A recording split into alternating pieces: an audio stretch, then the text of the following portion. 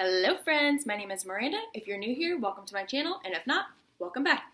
Today I just kind of wanted to sit down, chit chat, talk to you guys about my fitness journey, where it all started, what got me into fitness, and what my goals are for right now. I've always grown up really active. In high school, I played volleyball, I was on the dance team, and I also played soccer. And at my high school, it wasn't mandatory, but it was strongly recommended to be in weight training. So all throughout high school, not only was I active, but I was also taking extra PE classes and taking weight training classes. So my body was never really an issue for me until I hit college 10 years ago. And I definitely gained the freshman 15. Was pretty steady with that. I went into college weighing between like 130, 135. I think whenever I was around 21, 22, I stayed 150, 155. And then maybe once I hit 25, I was basically between 170 and 175. And I was comfortable with that. I mean, it never really bothered me. I didn't have to size up in my clothes. My jeans still fit. Maybe instead of wearing small shirts, now I was buying medium shirts. So I didn't really think about it that much. And then the end of April in the year 2017, my boyfriend at the time and I moved to New Orleans. And like I said, I was around 170, 175. And with my body type, I carry my weight really well. So it wasn't an issue for me. As those 9 months progressed, I realized that I had gained 35 pounds. It was insane. I stepped on the scale and I was shocked, completely shocked. I mean, no one thinks that they're going to step on the scale and weigh over 200 pounds one day. Okay. I was living in New Orleans. I was fully enjoying all the food, fully enjoying the environment, the lifestyle, the drinking, eating all the buttery foods, eating all the fried foods. I mean, the food, the cuisine, so good down there. It's so hard not to. My mouth is drooling just thinking about it right now. But I stepped on the scale and I was shocked. I was 203 pounds. 203 pounds. What? When I had moved there about 7 months earlier, I was 170, 175. I mean, was I completely comfortable with that? No. But was I uncomfortable enough to make a change? Also no. I'm 5'7", so I carry my weight extremely well for my body type. So I'm just going to go ahead and insert some photos of me when I was at my heaviest, 203 pounds, living in New Orleans. Like I said, I carry my weight really well. You can mainly tell in my face. I don't gain weight in any one particular area. I gain it everywhere. So looking in the mirror every day, I never really noticed those small changes of how much weight I was really gaining and how much damage I was really doing to my body. I didn't know where to start. I didn't know what to do. All I knew is that I had to get into the gym, and I obviously had to change my diet. Surprisingly enough, changing my diet wasn't that hard for me. Do I want to go to McDonald's and get a McChicken, no mayonnaise, add cheese? Mm-hmm. Do I want to eat french fries? Mm-hmm.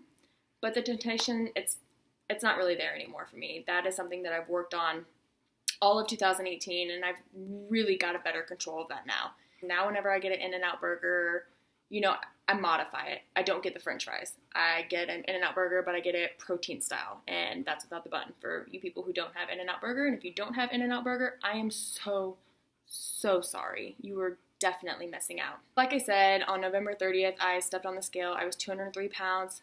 I was shocked. I had a knowledge base of what I needed to do at the gym. I knew how to use the machines. I was comfortable using the machines. Doing free weights wasn't ever an issue for me. I had taken weight training classes for 4 years in high school. I knew how to do all that stuff. My problem was just starting. That's always the biggest issue, is just starting, creating those new habits, getting in to the habit of going to the gym. And over time, it really becomes almost therapeutic for you. Your endorphins, you just feel good afterwards. You're just so impressed with yourself. A week ago, I could only run a quarter of a mile. 2 weeks later, I can run a mile. I'm not a big runner. I just recently got into running again, and the most I've done so far is 2 miles, and it took me 25 minutes. So not a runner. I'm more of a fan of HIIT workouts. I do quick little 10-minute exercises on the treadmill, on the stair stepper.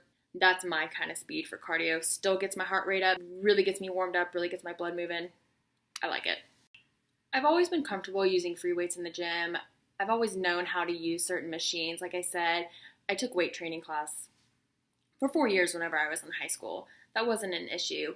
My issue was getting into the routine and what muscles, what groups to work together. I wasn't sure.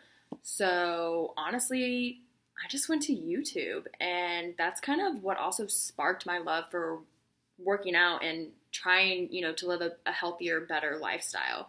I'm not 100%. So I went to YouTube and I just put in a simple search of back workout for women or leg workout for women's, and that's when I came across the YouTube page for Whitney Simmons.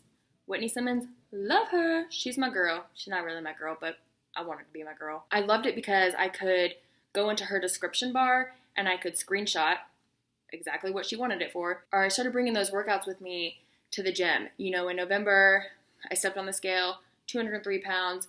I text my friend Casey and I was like, hey, are you and your boyfriend going to the gym today? Where do you go? I need to join a gym. I need to change. So that day I went to the gym, signed up for a year membership up front, thinking that I've already paid for it. I need to get my money's worth. So that's when I really started going to the gym again. And I think in the first month, so all of December, I lost maybe about 5 to 10 pounds. I was super proud of myself. I was super motivated. I was going to the gym at least 3 times a week. It was nothing outrageous. And then February hit, and February was a very difficult time for me, just emotionally, physically, mentally. I was not in a good space. I continued to lose weight that month, but it wasn't due to any kind of active, healthy lifestyle. It was more really of a depression, and I continued to lose weight, but I didn't lose it in a healthy manner. I wasn't eating. I didn't have an appetite. But things soon, they changed, and March came around, and I got a new job, and I got to travel, and, I thought, hey, I'm not going to know anybody, whenever I take these travel assignments. So this is a really good opportunity for me to focus on myself and really get into the gym. I'm a member of Anytime Fitness. They're in a lot of small cities. So I knew that I wasn't going to have an issue finding a gym. This is really a time for me to just focus on myself and to fine-tune my diet and to work on getting better. So I think from about March to June, I lost about another 15 pounds. I was really right on track with losing half a pound to a pound a week from whenever I started. So I started at 203 pounds, and by June, I was about 175. And I really lived there. I lived there all of June, all of July. June and July, I had taken an assignment somewhere that didn't have an Anytime Fitness, and I had joined a gym for 3 months short term. But I wasn't motivated. I didn't feel like going. I took 2 months off, and hey, that's okay. Like, it's really okay. I just really watched what I was eating, and during those months, I didn't gain any weight. I didn't lose any weight, but I didn't gain any weight. But when I got back into the gym, I probably didn't get back into the gym, honestly, till September. So really, I took about 3 months off, 2.5, 3 months off. I could tell that I had lost a lot of my strength. August rolled around, and the weeks prior, I had been doing a lot of research just on diet modifications and, what macros to eat and how to map it out and what to use. And I had came across some articles over keto. And I was like, okay, well, what is this keto crap? Basically, keto is high fat, moderate protein, low carb. August 17th, I started my journey on the keto train, and I have lost an additional, let me do some math. As I was going through editing, I realized I never answered that question or told you guys. So I had lost an additional 16 pounds. August 17th, I decided that I was going to eat in a different way. I was going to completely change the way that I thought about food. Beforehand, I was super obsessed with the scale. I mean, all I did was weigh myself every day, every other day. I didn't take any before photos. I didn't take any measurements. I was obsessive with the scale in 2018. It was really unhealthy for me. It's a habit that I decided in 2019 I'm going to weigh myself once a month. I weighed myself January 1st. I was 159 pounds. I reached my goal weight. That was my first big goal weight, was to get to 159 pounds. Now, why 159 pounds, you may ask? Well, if you go into a BMI calculator and you put in my height, it'll tell you the ranges for your BMI, what you should be in, what's considered healthy, underweight, overweight, obese, severely obese, etc., etc. And my BMI needed to be at 24.9 on the heaviest to be considered in a healthy BMI. So when I did the math, that was 159 pounds. So that was my first big goal weight. And I hit it. January 1st is the last time that I weighed myself. Like I said, I'm only weighing myself once a month now. I'm really trying to break that unhealthy habit of getting on the scale every day and making a scale tell me how I should feel about myself, because sometimes those numbers move up, sometimes they move down, sometimes they don't move at all. And if you just get stuck on the scale, you're going to be so frustrated with yourself. And honestly, it's easy to get discouraged whenever you're staring at the scale. I highly recommend weigh yourself once a month, take before and after photos, take measurements. I took measurements on January 7th. I took measurements today.